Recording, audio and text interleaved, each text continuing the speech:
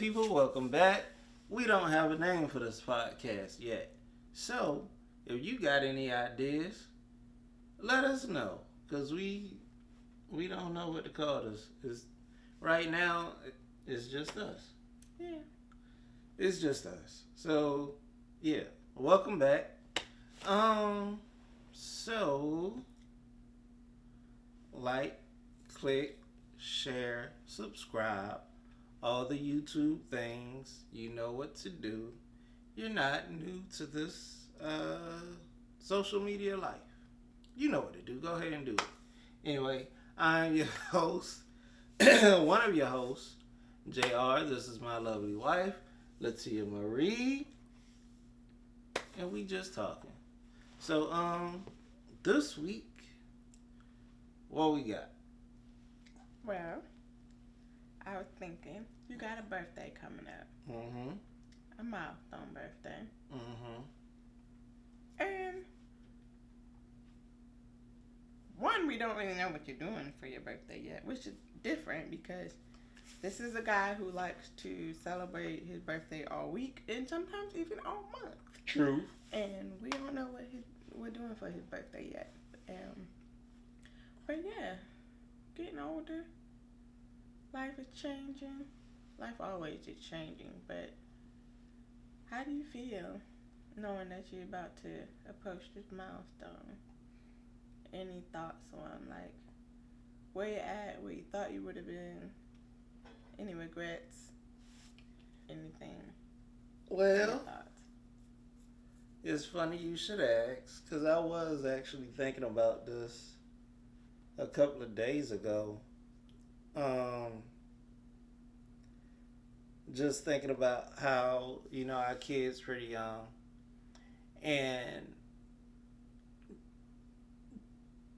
back in the day or when I was younger, I thought that I would have kids young, so like by this time or once they got older, like they'd be out the house and or close to being out the house, and they just getting in the house. Like, we just starting, so it's like, shoot. I got friends that's like, they kids already approaching graduation age and out of school, and I'm like... We got one not even out of diapers. Exactly, so Yeah. I was thinking about that. But I will say this, I am grateful that my children get the me of my wisdom and not the me of my immaturity, because just having them now, I know I would have acted differently because I just wasn't mature enough to deal with them at that age if I had them earlier. So I am thankful for that because I feel like it'll help them in the long run and help me, allow me to be the parent and father that they need and deserve. So yeah, that's a plus.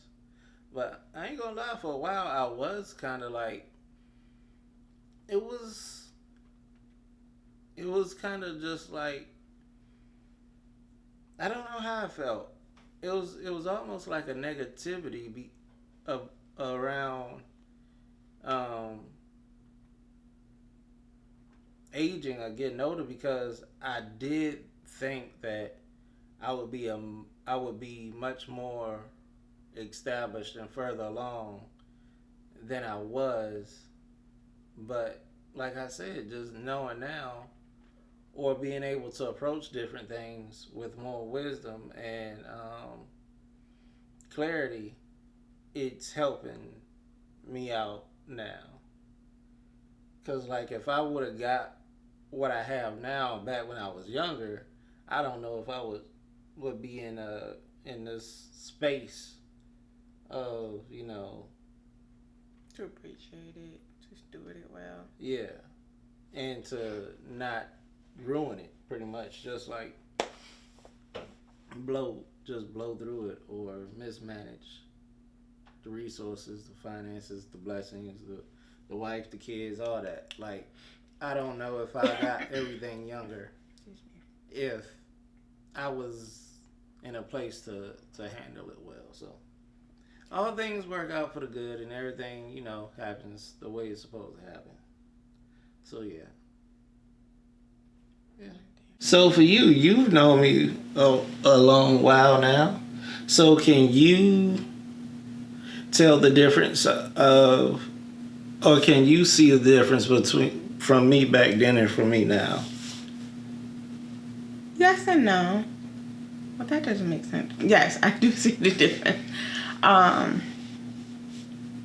just keep thinking about the song "Gray Hairs" by Plain, and it's just like that one part in the song where he's like, "Today is the youngest you'll ever be, the oldest you've ever been, but the youngest you'll ever be." Mm-hmm.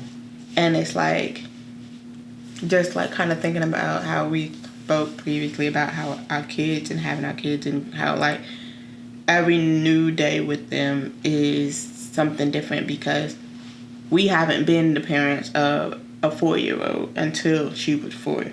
Yeah. And so each day is a new journey with that in and of itself. And then you, like, when she was 1, we were the parents of a 1-year-old, and then she turned 2, and then we were pregnant and expecting another child. And it's like, we didn't know who we were as parents, who we were as individuals to a 2-year-old, let alone to a 2-year-old with the newborns. And so it's like, just in parenting alone, we're still finding out more things about ourselves and who we are.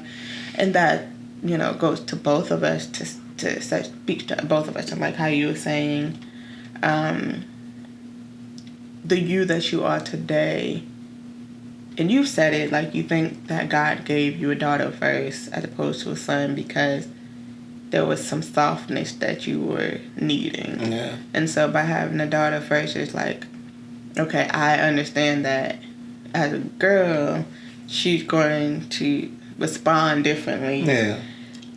So I have to approach her differently. So it's like, it's helped. And being a parent, obviously, to a girl first has helped you to kind of, in some ways, understand me a little bit more. But even still, just being married to me and being with me in general, period, I think has changed your perspective about some things. Excuse me, goodness. But I do know that over the years, you've always been a pretty patient person. And over the years, like, your patience has grown because it kind of has had to. Yeah. But I do feel like through different challenges and things that have come up in life, and different opportunities that you have been afforded, and relationships that you've encountered, like, you have had to work through trust issues. And I don't even like to say the word trust issues, but just like different levels of trust, and work through the barriers, I would say, that you have had with trusting. And there's still like every day going to be some new discoveries here and there with that. And so you are still, I don't want to say very guarded, but you are still a guarded person. But in your wisdom and in your aging, you have been able to kind of, I don't want to say let down your guard, because you still have your guard up where it matters. Yeah. But still in a place where it's like, okay, I don't have to be so guarded in this situation. And this is why, like, you've been able to be a little bit more reflective. Yeah. In that way. I've learned to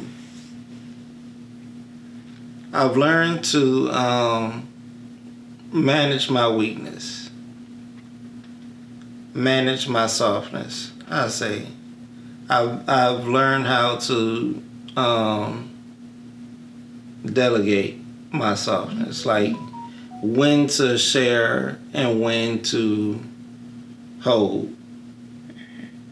So, yeah, I think I've become better at that, and also in communication.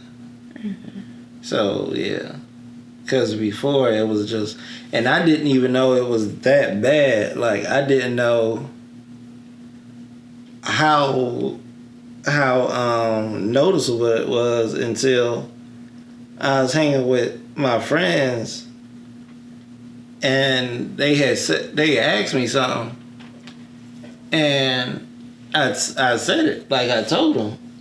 I gave them a little answer, and they was waiting for more. Like, that's it. Like, yeah, that's it.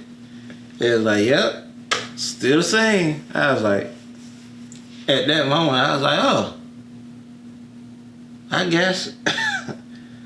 guess that's just always been a thing. Like, I only give you as much as I feel like you need. Yeah. I don't go into a whole lot of detail. It's just like, all right, this is what it is. Why you need it no more. Like, don't let your left hand know what your right hand doing, a type thing. But I'm still getting better in that, and just in communication, period. Because, you know, yeah, it is what it is. Yeah. I'm getting better. You are. Yeah. But there are still some days where we're playing 21 questions. Yeah. I'm getting there. I'm getting there. But yeah, so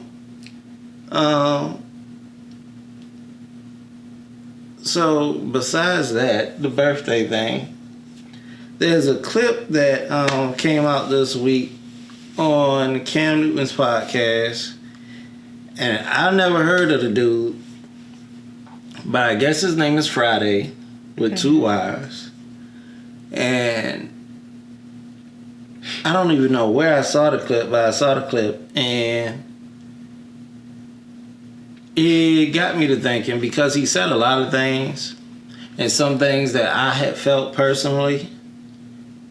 So I wanted to get your opinion on it, and just for anybody else that's watching, it is some strong language in it. So if you need to mute it or put the subtitles on, however you want to do it, go ahead and do it. But for the next minute 30, if you got kids and you don't want them hearing it, go ahead and throw on some headphones or tell them to get out the room. It's grown folks talking. All right, so we about to watch this clip. It's a lot of niggas I be trying to tell them about God, and it's like they just got a bad taste of it because of the church. Church be on some weird shit sometimes, bro. And I love the church. When you heard Jesus at the temple all day, all week? Never. He was in the whorehouse. With the prostitutes. Yeah. Fuck you doing with a prostitute? Why Jesus hugging a prostitute? Shade room. Spiritual world. Yeah. Bro, you not gonna touch the world staying in the church. They don't go to schools, they don't go to the clubs, they don't go nowhere else to speak to the people but the church. You never see somebody like, oh, I remember you was clubbing, bro. I remember we used to hoop together, bro. Yeah. Good shit, bro. We in the church now. Like, you never see a new face. You be like, yo, it's the same people in this building my whole life. Ain't we supposed to be bringing new souls in? Well, everybody fucked up in this joint. Nobody can't help nobody. The most everybody got is $20. So it's not everybody. I think it's just the black church. No. I'm talking about the financial thing. Yeah. All the black pastors saying, tithe and you will be blessed. Tithe and you will be blessed. Give me your money, you will be blessed. We went to Hillsong in L.A., and the pastor had his whole sermon, and he was saying, you could give me your money, and you leave here, and you don't manage your money, and you don't do these certain things that the world requires. First time I ever heard that message in my life from a white pastor. That's when I was like, oh, shit. Yeah, that joint shocked me. That joint shocked me and my brother. I ain't gonna lie. All right, so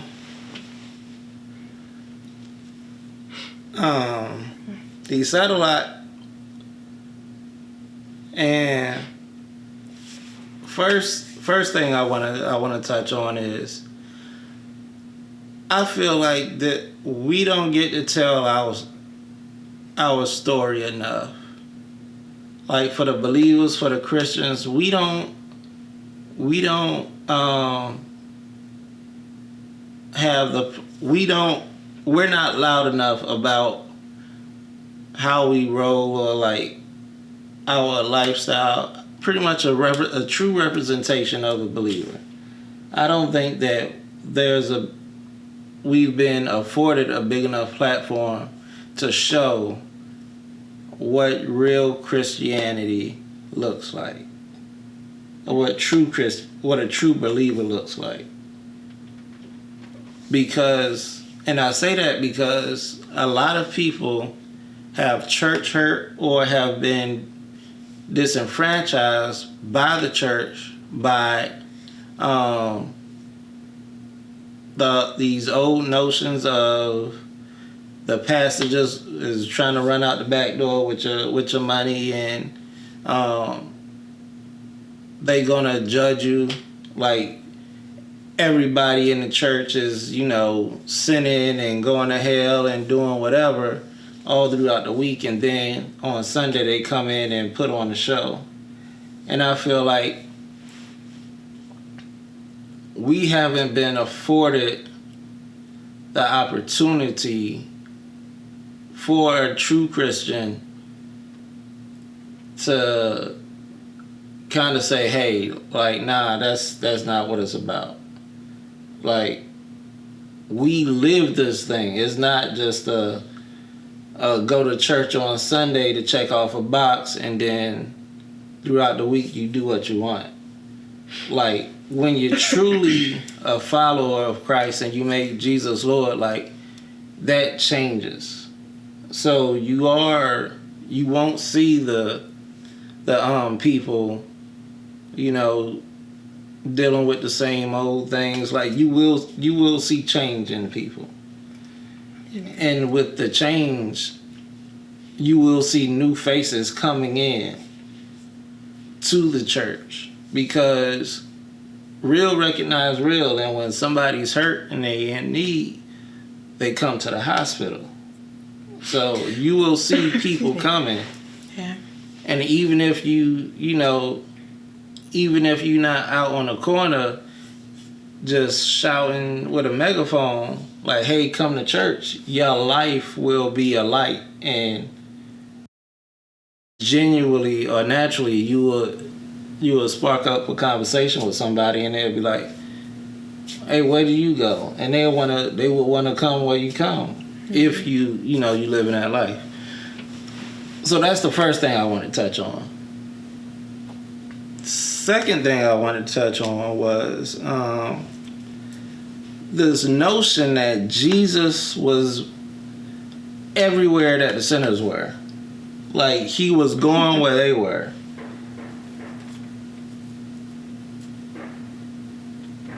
And that's not true. I'm sorry, I had to pause for a moment, make sure there wasn't gunshots. Yeah, and it was firecrackers. Okay. But yeah. That this notion that Jesus was going where the hood was, where the thugs, that ain't true. Like, in the Bible, they came to him.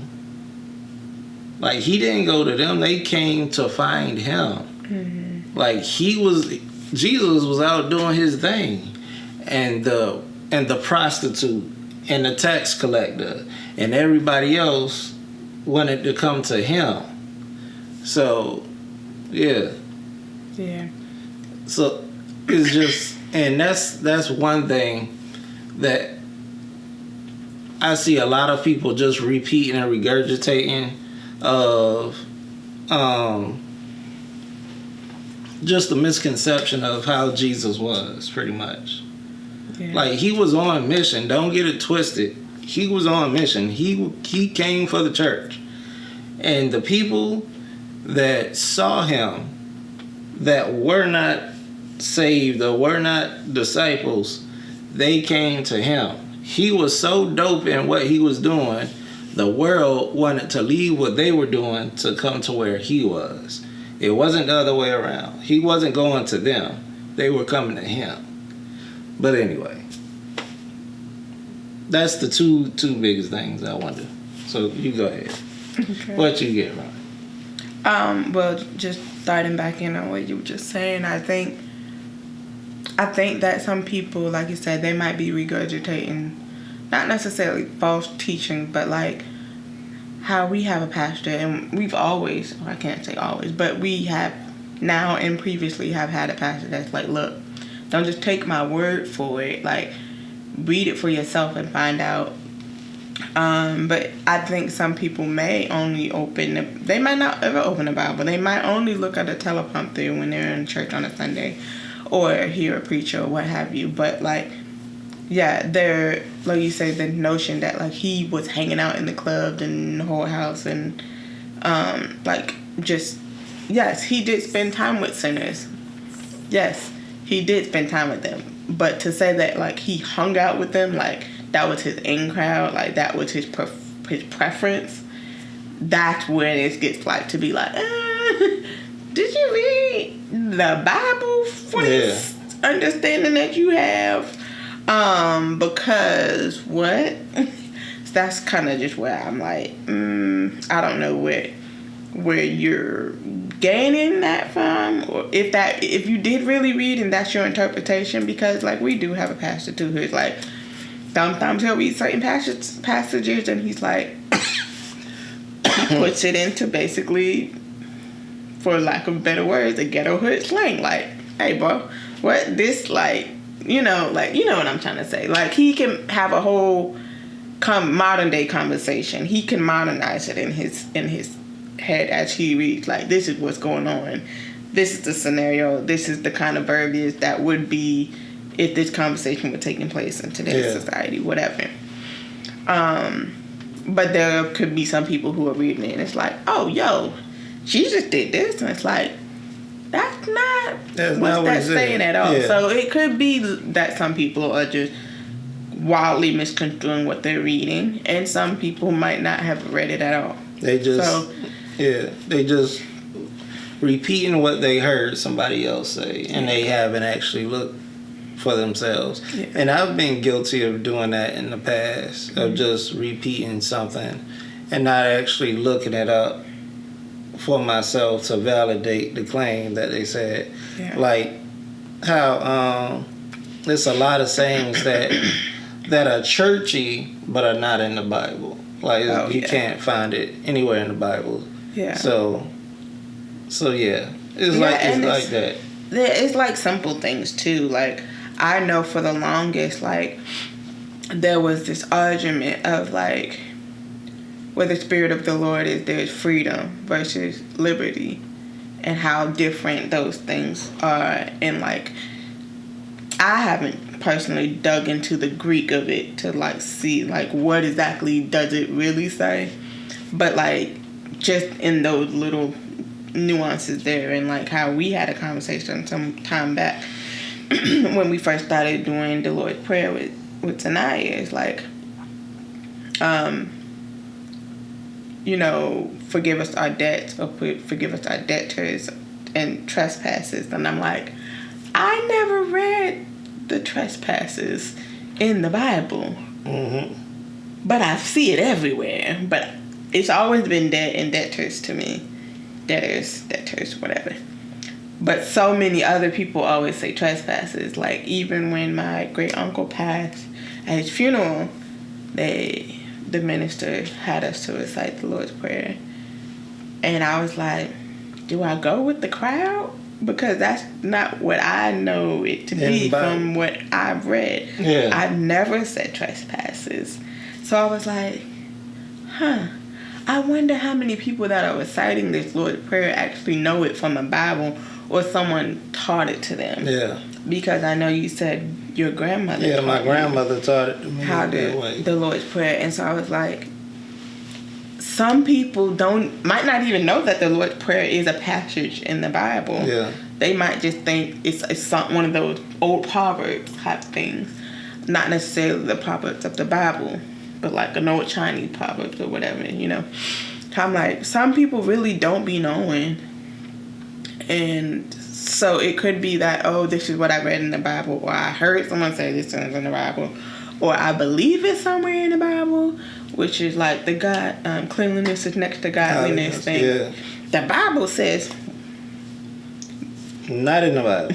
Yeah. not quite. So it's like,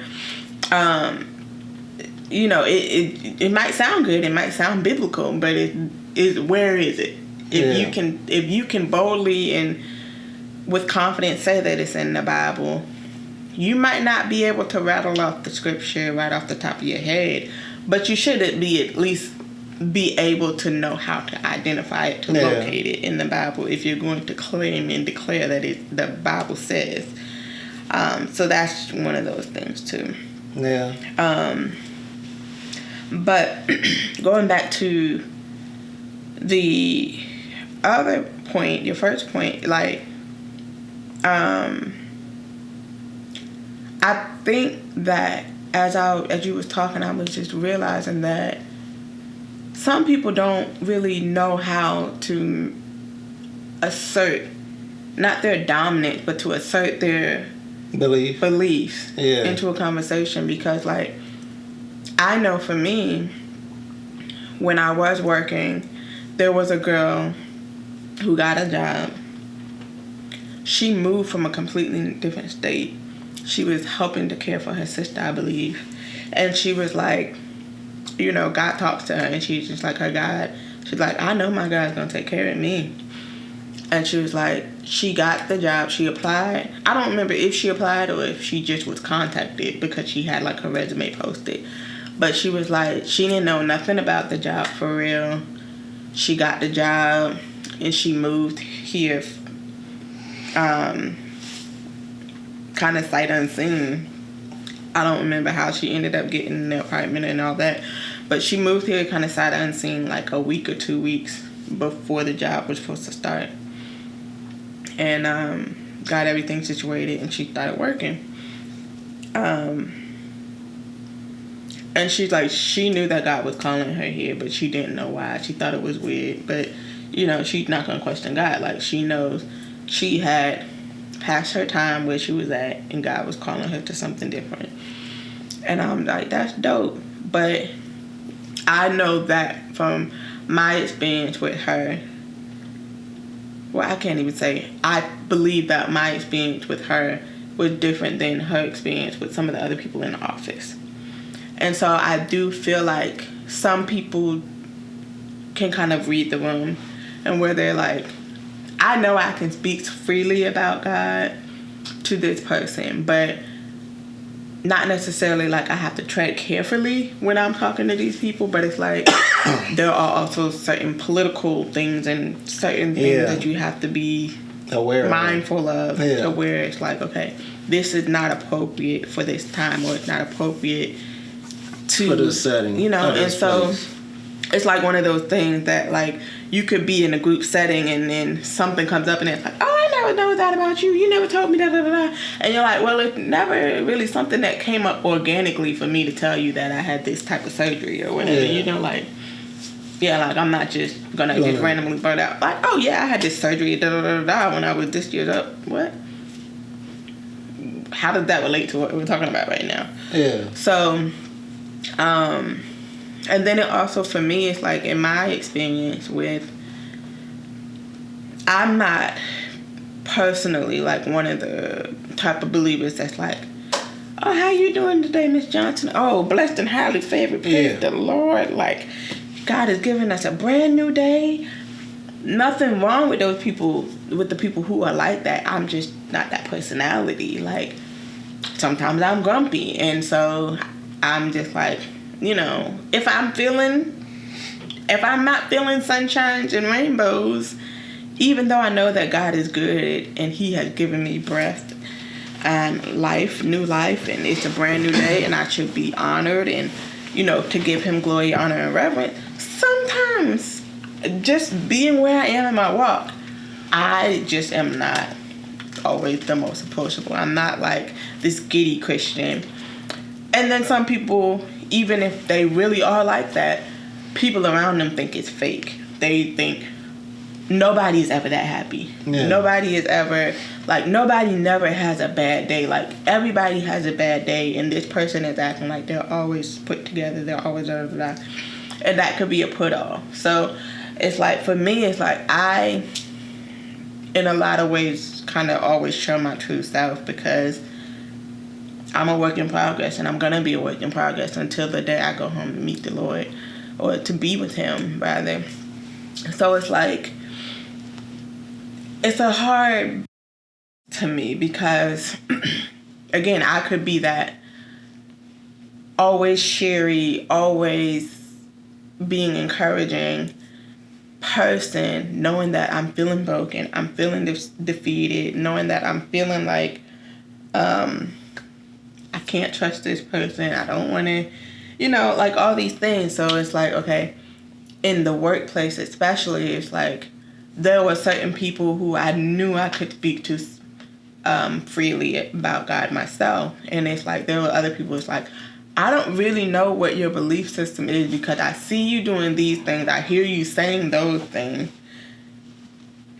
I believe that I can speak my testimony as freely as I want. If I want to say, oh, well, this happened, that happened, and I know it was the Lord, I don't have any, like, Yeah. I don't have any trepidation with saying those kind of things. But it's like there's just certain things where you dive a little deeper, and it's just like, I don't feel like I can mention this in front of this person, because they could get offended, they might take it the wrong way. Or in the workplace especially, like, okay, depending on where your stature is in relation to my job, if I say these things, you could maybe ice me out. You could start to treat me differently because you think I think I'm better than you, or better than someone else, or because I just am choosing to not be compromising in a certain way. I get that, and I say for me, it's just like, the way I approach it is, I won't broach the subject, but if you do it, and if y'all are having a genuine conversation, then I will add my 2 cents. 100%. But at the workplace, at least, I'm not going to overstep, because, for one, in today's political climate, and especially in the government and in careers, period, bringing it up or doing too much, you can get walked out. Especially for me, working in the government and all that other stuff. Mm-hmm. It's like, yeah, 'cause some other dude, and I don't know if he is a minister or what his thing was, but he was pretty much, instead of working, he was evangelizing, pretty much. Yeah, but yeah, that's more than just like giving your 2 cents. Yeah. That means you just not doing your job. Pretty much. So you're being an irresponsible Christian. He was messing up all the way around, because like when you at work, the Bible says, do work as unto the Lord. So when it's time to work, you work. Yeah. But instead, for him, he was on a soapbox giving many sermons to anybody that would listen. So, yeah. So he ended up getting walked out. Pretty much, a couple of people told on him, or sent notes up the change of command. up the change of command, and they was like, all right, you got to go because you're doing too much. Yeah. But like I said, if a topic comes up and they are having a genuine conversation, then I'll step in and add nuance to the conversation or correct what it might be wrong.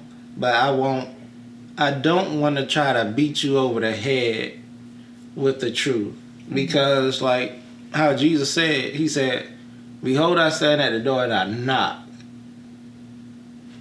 If you let me in. So that's my approach, is like, I'm not going to force my Jesus on you. I'm going to be like, Jesus is here.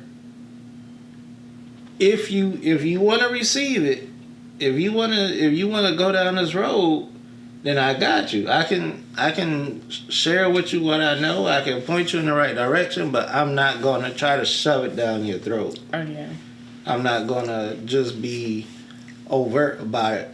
And recently, though, I feel like that's kind of changing as far as the boldness aspect. Not at work, but outside of work. And not just outside of work, but in the areas where it should be or where it's appropriate.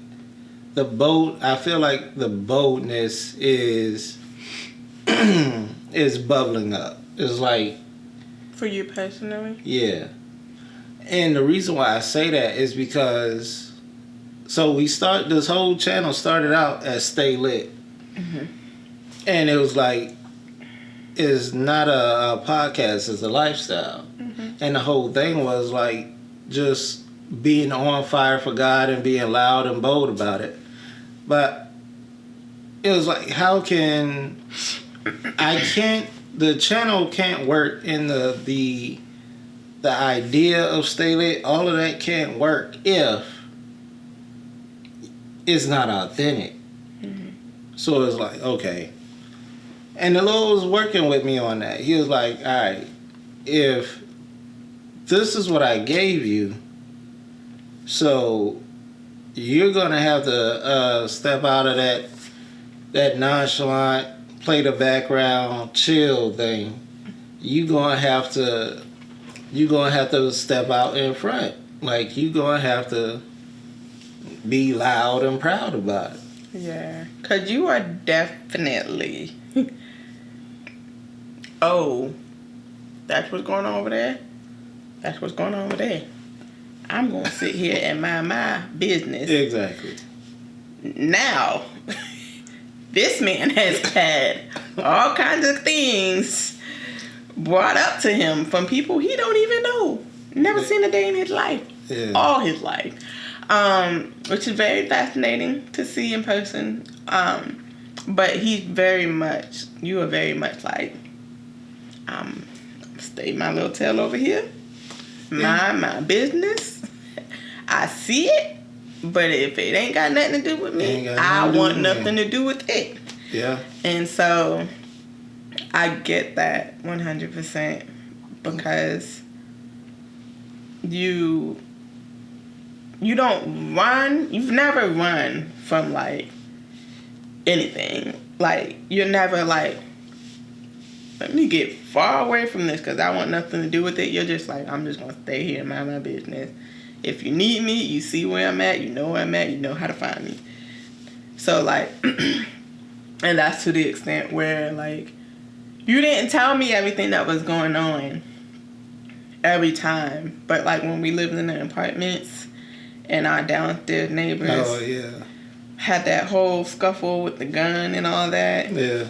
And then across the hall neighbors, like, and they would come to our doors, knocking on the door, looking for you to help be their peacemaker. And I'm like, they don't know us. Why? Why? I'm pregnant, like big pregnant. Why is you at my door trying to get my husband to come be your peacemaker? Yeah. Like, leave my little family alone. Yeah.